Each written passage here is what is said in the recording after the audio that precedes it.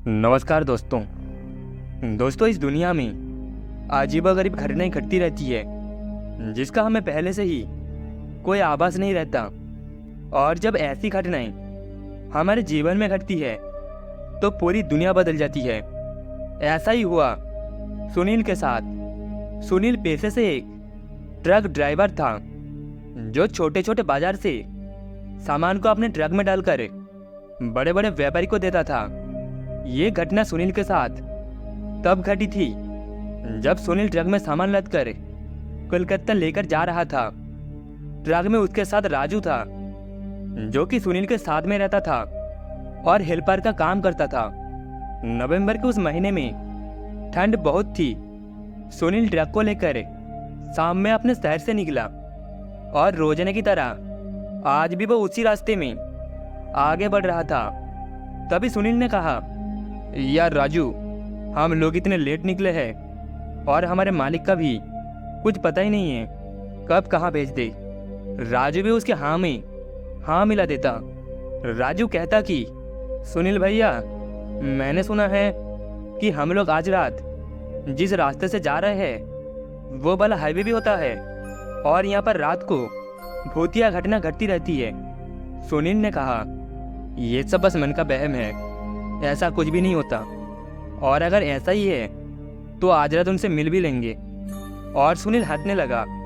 सुनील लगातार गाड़ी चला रहा था और राजू बात करते करते पास में ही रखा कंबल ओढ़कर सो गया। अब रात को करीब 1 बजने को थे और वो बॉर्डर क्रॉस करके कोलकाता में दाखिल हुआ। वो लोग अपने मंजिल से लगभग 2 घंटे की दूरी पर थे। कोलकाता में एंटर करते ही एक हादसा हो गया और गाड़ी एक धमाके के साथ रुक गई। उन्होंने गाड़ी को रोका। तभी सुनील ने उतर कर देखा। तब मालूम चला कि गाड़ी का एक पहिया पंचर है। सुनील ने राजू को बिना जगाए गाड़ी का टायर बदलने लगा। रात का समय था और पूरा का पूरा हाईवे सन्नाटे से पसरा हुआ था। पास के पेड़ भी वह फैलाए किसी पिशाच जैसे लग रहे थे और कोहरे के कारण कुछ भी ज्यादा दूर का दिखाई नहीं दे रहा था। बिल्कुल किसी भूतिया फिल्म की तरह लग रही थी। और रात होने के कारण कोई भी दूसरी गाड़ी दूर दूर तक नजर नहीं आ रहा था। तभी एकाएक राजू की नींद खुली और वो खुद को गाड़ी में अकेला पाकर एकदम से उठा और सुनील का नाम पुकारा। सुनील ने कहा, हाँ राजू, नीचे आ जाओ। राजू ने नीचे जाकर देखा। तब जाकर उसे पता लगा कि गाड़ी का टायर पंचर हो गया है। तभी सुनील बोला, राजू आप जाग गए तो आ जाओ, मदद करो। वैसे भी यहाँ पर ज़्यादा देर तक रुकना ठीक नहीं है। ऐसे बीरार रास्ते पर आधी रात होने के बाद लूट की बर्तन आम होती है। पास में जंगल भी है और ऊपर से ठंड जान लेने के लिए तुली हुई है। राजू ने बोला, ठंड तो है भैया, सुनसान रास्ते पर भूत प्रेत का भी खतरा है। तभी सुनील बोला, आप डराना बंद कर और काम कर। कुछ देर के बाद गाड़ी का टायर बदलने के बाद सुनील दोबारा से गाड़ी शुरू करके दोनों अपने मंजिल की तरफ चल दिए। लगभग 1 किलोमीटर जाते ही उन्होंने अचानक से ब्रेक लगाया। तभी राजू ने पूछा, क्या हुआ? तभी सुनील सामने की तरफ इशारा करते बोला, राजू सामने देखो। तभी सामने की तरफ देखते ही राजू के होश उड़ गए क्योंकि सामने लाल साड़ी में एक महिला घूंघट ताने खड़ी हुई थी। इतनी रात को यह खड़ा है, जरूर कोई बड़ी समस्या होगी। तभी वो महिला की ओर आने लगे। उसकी पायल की आवाज़ माहौल के और भी डरावना बना रहे थे। सुनील राजू को बोला, बहन को बोल दो वो गाड़ी में बैठ जाए, हम उनको आगे उतार देंगे। राजू ये बात बोलने के लिए बाहर की तरफ देखता है तो वो हैरान हो गया क्योंकि बाहर कोई भी दिखाई नहीं दिया। तभी उसने सुनील से कहा, भैया जी, पता नहीं वो कहाँ चली गई, दिखाई नहीं दे रही है। सुनील बोला, एक बार पीछे देख ले। तभी वो खिड़की खोलकर पीछे की तरफ देखा तो उसके होश उड़ गए।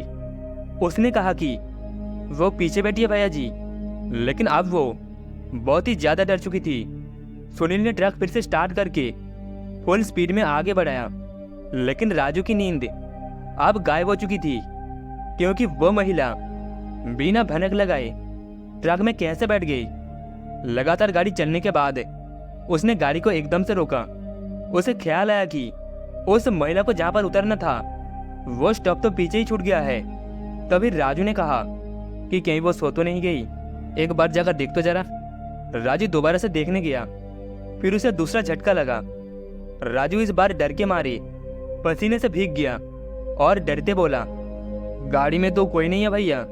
सुनील ने कहा, क्या बोल रही यार, अच्छे से देखो, वही कहीं होगी। तभी राजू ने कहा, मैंने ठीक से देखा, वो कहीं नहीं दिखी। तभी सुनील ने कहा, लगता है जब गाड़ी धीमी की होगी उसी वक्त उतर गई होगी। अब एक बार फिर से वो गाड़ी को स्टार्ट करके वहां से चलने लगा। बातें करते करते जब वो थोड़ी दूर गई तभी राजू को सामने को देखा और उसने सुनील को कहा, भैया जी सामने कोई बीच रास्ते पर खड़ा है। सुनील ने ध्यान से देखा तो सामने वही महिला थी। सुनील को कुछ समझ नहीं आया कि ऐसा कैसे हो सकता है और तभी उसने गाड़ी को रोक दी। तभी राजू ने कहा, भैया जी ये कोई छलावा है, गाड़ी भगाओ यहाँ से।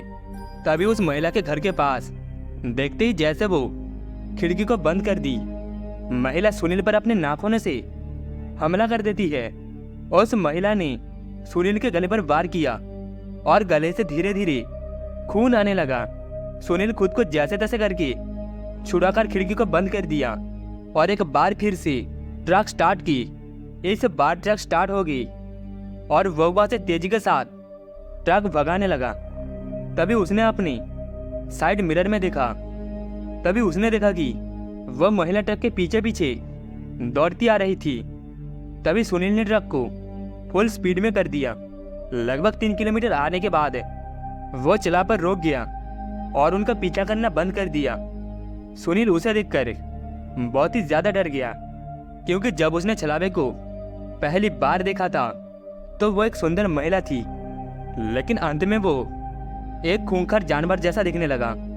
सुनील जल्द से जल्द अपने मंजिल पर पहुंचना चाहता था। उसके बाद वो कहीं नहीं रुका और लगातार तेज रफ्तार से वो ट्रक को चलाता रहा।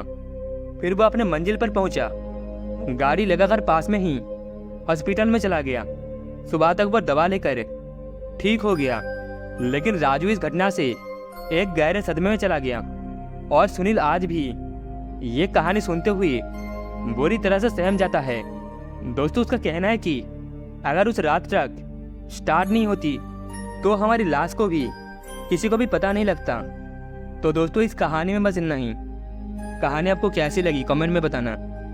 कहानी आपको अच्छी लगी हो तो वीडियो को एक लाइक एंड चैनल को एक सब्सक्राइब जरूर से कर देना। मिलते हैं अगली कहानी में।